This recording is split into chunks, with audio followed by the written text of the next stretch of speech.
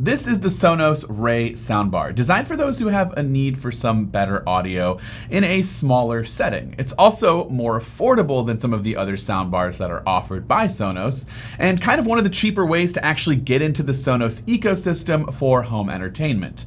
There is one major caveat that could be a deal breaker for some of you out there who might be interested in this soundbar, and we'll definitely be getting to that here shortly. Inside of the box, you get the Ray soundbar, the power cable, and an optical audio cable.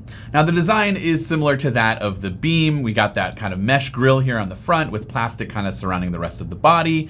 There's the Sonos branding on the front, and then you have capacitive touch controls on top, and then the ports on the back, which are very minimal. Honestly, aside from power and Ethernet, you only have one other port, and that's the optical audio port. Now this is the main way that you'd actually connect your Ray soundbar to your TV, and could perhaps be one of the biggest downfalls to this soundbar.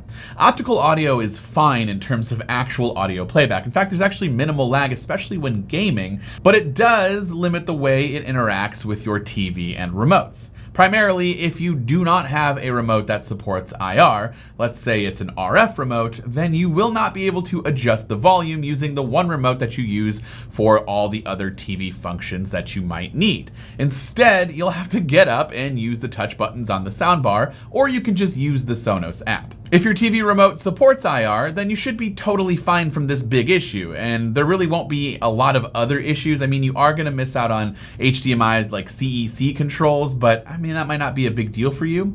But it might not sound like a big deal not being able to use your remote for audio and navigating your TV, but that is, to me, kind of a big deal. And so controlling audio for some of you out there, myself included, could be a deal breaker when it comes to this soundbar. Now, thankfully, if you're an Apple TV user, you're good to go. The Apple TV remote will work just fine. You can move around your Apple TV and you can adjust the audio on the Ray soundbar. Setting up the Ray soundbar can be done via the Sonos app, and it really only takes a few minutes. Then there's an option to even add more Sonos products and expand your sound and home theater setup with Ray and other Sonos products, which is why I'm kind of a huge fan of Sonos. Yes, they did provide this unit for us to review, but I've purchased tons of products for them in the past. And so my expectations for the Ray are set very high.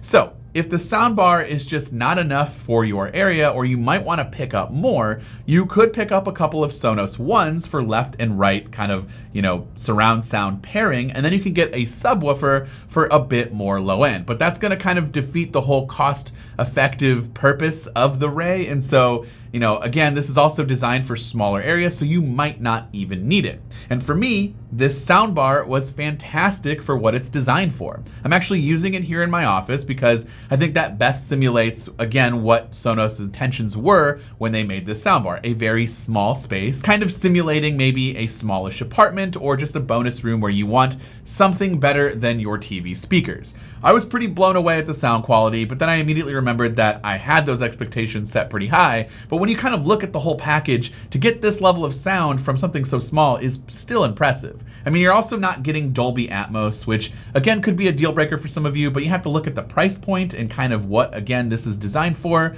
You should understand that Dolby Atmos was never going to be something you were going to get with this, but the stereo sound is really good. Again, surprising for the small form factor. It's way better than the TV speakers that I have here, and so if you need a little bit more, then I would highly recommend checking this out. Before, I was using two HomePods in stereo pair, and while I do think that actually kind of sounds a little bit better than this Ray, a little bit more full, the original HomePod is not only discontinued, so good luck trying to find one, but also the cost of one speaker, if it were today at the actual retail price, would be way more than the $279 that you would pay for the Ray soundbar. Not to mention the cherry on top for you Apple users, and the whole reason why I'm still invested in the Sonos ecosystem is because it's also a part of Apple's ecosystem. That means you get AirPlay 2 and HomeKit compatibility, so you can see and adjust custom settings, add automations that would include the soundbar if you wanted to, all inside of the Home app, and then of course you can send audio via AirPlay from any Apple device to your Ray with no problems. It's why, again, I'm so heavily invested in the Ray ecosystem, aside from the fact that I just think their speakers sound really good too. So obviously the biggest thing here is no support for eARC, but at $279, Being forced to use the optical audio isn't that big of a deal, especially if your needs fit the scenario that I laid out here and you have a supported IR remote. Then I highly recommend just giving the Ray a shot, especially at this price point. If you want to get into the ecosystem that is Sonos, this is a great way to do it. It sounds great and it takes up minimal space in your setup. But of course, I would love to know your thoughts in the comments down below. Are you looking at picking one up? Have you picked one up? Again, let me know all those in the comments down below. This has been Dan with MacRumors. Thanks so much for watching, and I hope to see you around in the next video.